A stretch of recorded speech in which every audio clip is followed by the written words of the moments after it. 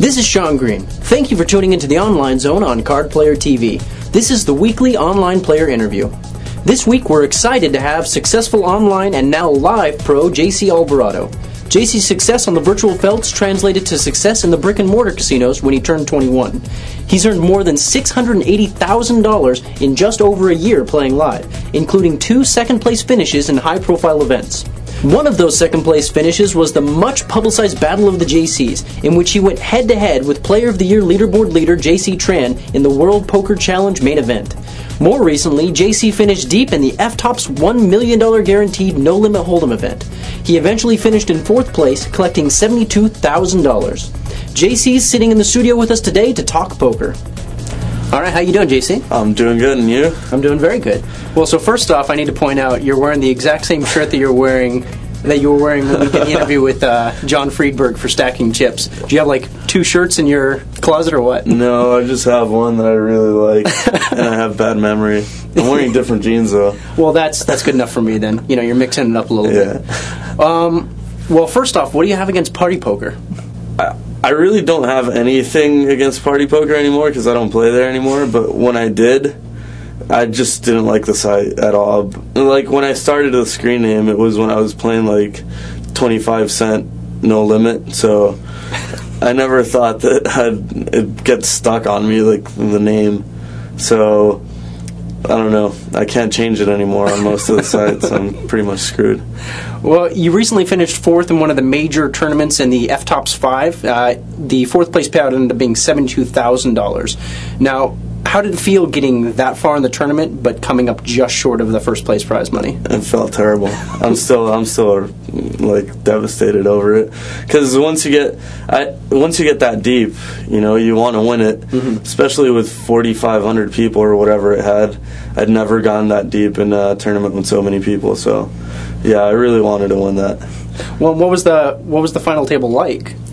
It was not that hard. I checked the database of like a lot of players, mm-hmm. and a lot of them had like 3 tournaments under their belt, or like not very many wins. You could tell a lot of them were satellite players. So I was expecting to go in there and dominate the final table, but these guys played really well once they got there. I thought they'd be playing a little scared, but not at all. Yeah, I was going to say, usually when they don't have too many tournaments under their belt, when they get to the final table, they're looking to take advantage of every single pay jump, so they're playing scared. Exactly. So you came in thinking you were going to be really aggressive and run them over, and that wasn't the case? Exactly. On the bubble for the final table, I was able to put a little bit of pressure on the people that wanted to make the final table, but after that, they were just like fearless. One guy was making like insane calls, and like people were just re-raising, so I played pretty tight, and then I just got into a coin flip, like blind versus blind, and just lost that. Mm-hmm. Well, the $72,000 that you won is almost 8 times more than the next closest score within the past year, at least that I found. Have you just been concentrating on live play, or have you just been making a lot of small cashes, or has online poker been running a little bit dry for you this year? Yeah, I had a good run last year, like February, March, April, mm-hmm. and then I turned 21 in May, and that's when I just like started cashing out all my money that I made online to play these live events, mm-hmm. and I just started focusing on live events, and I didn't really play that much online. I think I play like maybe a 10th of the volume, or maybe a 20th of the volume as these like all of my online friends. Mm-hmm. So yeah, I haven't been running particularly well, but I also haven't been playing that well online. Well, what do you mean you haven't been playing well? Like what in particular has been dragging you down? I think the fact that I've focused too much on live play has changed my game online. I still try to see too many flops. I still have that deep stack mentality where I don't like to get any chips in pre-flop. And pre-flop play is what it's all about online, pretty much. So I need to like tweak a little bit of my game and start shoving in on people like I used to. Well, a lot of players that interview, when I ask them, do they play any differently online compared to live, they say no. They say they play the exact same game. So you're saying you play pretty dang differently? Yeah, completely. How so? Like, I mean, aside from what you've already said, like, what other differences are there?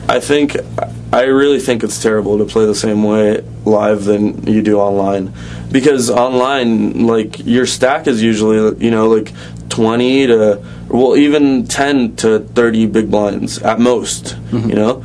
And you can't really have that room to like see flops and just outplay people after the flop. You can, but only to a certain extent. And live, it's just like you have 100 big blinds deep in a tournament sometimes, and you could just dominate people. You can just see a lot of flops with junk hands and take them away on the flop. And it's just completely different. You get a lot of reads live that you don't get online, and online is pretty much just a math game. So I'm not too good at math. Well, you've obviously had a lot of success playing poker, especially live, except you haven't yet taken down a live event, although you've gotten second twice. You took second in the 2007 LA Poker Classic, and then you took second again in the World Poker Challenge, where you got second place to JC Tran. The combined winnings for both of those was $475,000, I think. So, do you just need to improve your heads-up play, or what? I mean, yeah, probably. I really figured out that I hadn't been too patient. Heads up, I had an alright stack to play heads up against JC Tran, and I just decided to move in with A6, and that shouldn't have happened. I should have just raised and folded to his re-raise. And I did the exact same thing the time I got second in LAPC. I shoved in a flush draw, and this guy had top pair, and he called me, where I could have just waited it out and chopped away at his stack. I guess I can improve heads up, so I'll just start playing some heads ups and goes online and tweak my game a little bit. Well, but I mean, a lot of people say that heads up is all about being really aggressive, and it sounds like you are being really aggressive. Are you just being? I mean, maybe it's different in live tournaments where you're extremely deep stacked and you can afford to have some more patience, but. Yeah, it's just. I think it's about being aggressive in the right spots, and I picked the complete opposite of that. I was really aggressive in the wrong spots and really passive in the right spots. So. Well, what's been your biggest takeaway from those 2 second place finishes then? I mean, were there any lessons that you learned at the time aside from don't be too overly aggressive in the wrong spots? Yeah, I mean, just be patient and try to wait it out as long as possible. They're going to make a mistake soon. Maybe not JC Tran, but the other guy would have. And I could have been more patient and just settled down and not gotten too nervous. I start thinking about the win way too much, and that's when I lose it. Mm-hmm. Well, what did it take to get you to start taking poker seriously as a profession? The fact that I hated school, and I just really didn't want to study anymore. And I was making, $30 an hour playing 3-6 limit hold'em online. So I figured that was enough to get me started, and I'd give it a shot for 1 year, and if I did well, I'd keep on going, and if I didn't, I'd go back to school. And so luckily it's worked out so far. Well, so you spent a year making $30 an hour playing 3-6 before you convinced yourself that you were comfortable? Is that right? Or no, actually I spent like maybe 3 or 4 months playing 3-6. Before that, it was just playing like 1-2 limit hold'em, like 2-4 limit hold'em, and even then, you still make more than a minimum wage job with like hardly any bankroll and just multi-tabling, micro stakes, limit hold'em where you can just crush these people. So I pretty much just figured that I could make more money than a regular job I could get at the time. Well, so what kind of stakes were you playing before this year then when you started breaking out? Was it the 3-6 or jumped pretty quickly? Or before this year, I was playing, I think last year, January, I was still playing like 5, 10, and 10-20 limit hold'em. And then I started playing tournaments, which was something that I didn't really do. And then I started playing like 30, 60, 50, 100 limit hold'em. And until maybe the last few months of last year, I jumped in to no limit cash games, which I liked a lot more than limit hold'em after I tried it. And I played all the way up to like maybe 10-20. And right now I don't play that much differently. I play 10-20 no limit and some 25-50 no limit. Okay. Well, and what did it take for you to get comfortable buying into the 10K live events? It didn't take that much. I'm pretty much a gambler. Last year, I was having a really bad time playing live and just going on a huge downswing. And I was still buying into these 10,000 events with maybe a $35,000 bankroll. It's not something I'd recommend, but I'd still do it because I just felt like my win was coming soon. Mm-hmm. So it's a lot about your gut feelings about tournaments to a certain extent? Not really. It's just more like my pride, I guess. I just think that I could be in there. And your ego gets into it. Yeah, I guess. So are you a tournament junkie now, or do you mix it up between tournaments and cash games?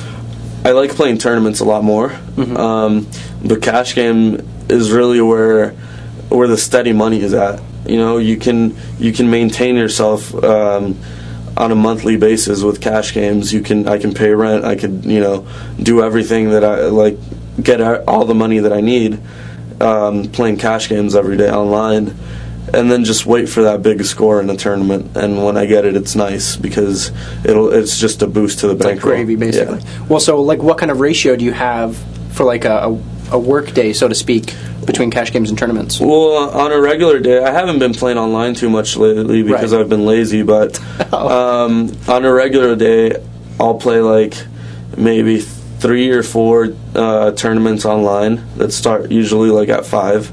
When I bust out of 2 of them and I have 2 tables left, I'll fire up 2 cash game tables. Okay. When I bust out of the other 2 tournaments, I'll replace them with 2 cash game tables. And I might play till like 10, 11, and then just call it a day and go out.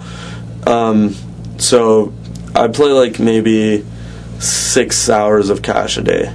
Okay. Well, and what kind of goals do you have for the remainder of 2007 then? Like, what things do you want to accomplish by the end of the year? I want to win USPC. That's my goal right now.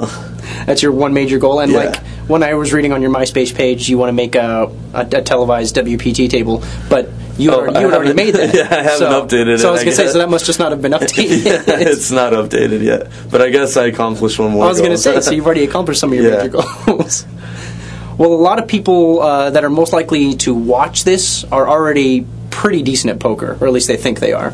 What are the most important things that you learn once you've gotten down your fundamentals and you're kind of thinking on 4th level?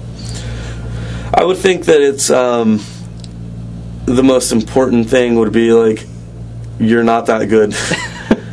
When you figure out the basics and you start becoming a winning player. I've seen it time and time again where people think, and even it happened to me when I was actually beating tournaments and beating cash games, that I just thought I had it figured out. And then you step up and play with some really good players and you realize that you're not good. So just try to keep learning and don't let your head get into it, and don't think that you know everything, because you don't. Well, kind of on that note, what leaks do you still have that you're aware of? I have a lot of leaks. I like to gamble too much. I don't play pre-flop as good as I'd like to. I used to when I played only online, but now I see my friends that play them mostly online. I see these guys play almost flawless pre-flop poker, and that's something that comes in handy, say, in the WPT final tables where your stacks are fairly short compared to the blinds, and you need to be shoving on people, and I just wasn't doing that at the time I got to the WPT final table, and it could have made a difference. Mm-hmm. Well, and the WPT is changing those structures too. Well, hopefully they're changing them. They changed them for at least the Bellagio Cup 3, from what I remember. So hopefully there'll be a lot more play and a lot more deep stacked play at the final tables. So, a lot of people say that tells are a big part of their games, but I mean, some people use tells less than others. How big of a part of your game are tells, physical tells? Well, when I was playing online and I moved to live poker for about 5 or 6 months, I was a complete non-believer in tells, and then I just started picking up on stuff, and it makes so big of a difference. Online right now, if someone shoves into me, I have no clue other than the betting patterns. But when you add the betting patterns to the physical tells, you could pretty much know exactly where they're at in a hand. a lot of times. And then sometimes, you know, you play against some crazy guy that thinks pocket deuces are really good, and you misread them and you fold, you know, eights or something that you shouldn't be folding. But for the most part, I like really focus on paying attention to how people bet and just their physical aspects. Well, is there a tell in particular, or a few tells in particular, that you've been noticing that a lot of people do that completely give away their hand, or is it really an instinctual gut feeling that you get? Yeah, I think one of the tells is their eyes when they're bluffing, and you stare at them for like a few minutes, they'll crack. Like after they stay stone faced for a while, and then after a little while they'll just look at you and they'll dart back. They'll look at you and then they'll like immediately go back to like looking somewhere else. And that's just like they're so intimidated, like that you might figure out that they just can't stare at you, so they like look back. And that's one tell that I've been noticing. And what does that usually indicate? Usually that they're bluffing. As far as like what I've seen is they just look and they go away, and right then I usually call them. So now I might start doing the opposite. Well, have you played any specifically interesting hands lately where you've been able to use tells, or just interesting hands in general? Well, like at the World Series, I played a hand where I had pocket deuces and a guy raised from under the gun. He made it like 1,200, and I called him with about 11,000 behind. And the flop came King 8-3, which isn't really a good flop for deuces, but then again, nothing is.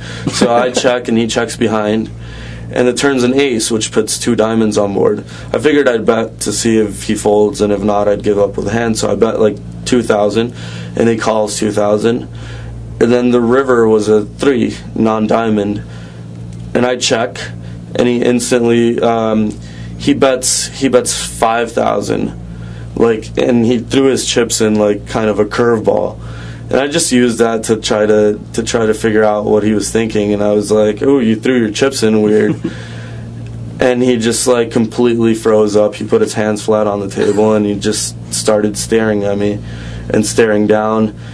And I just sat there for like maybe 4 minutes, and I went under the table, looked at his feet, and I came back up, and he gave me that fake smile that people do when they're nervous, and right then I just called him with deuces, and he had what I thought he had. He had Queen 10 of diamonds.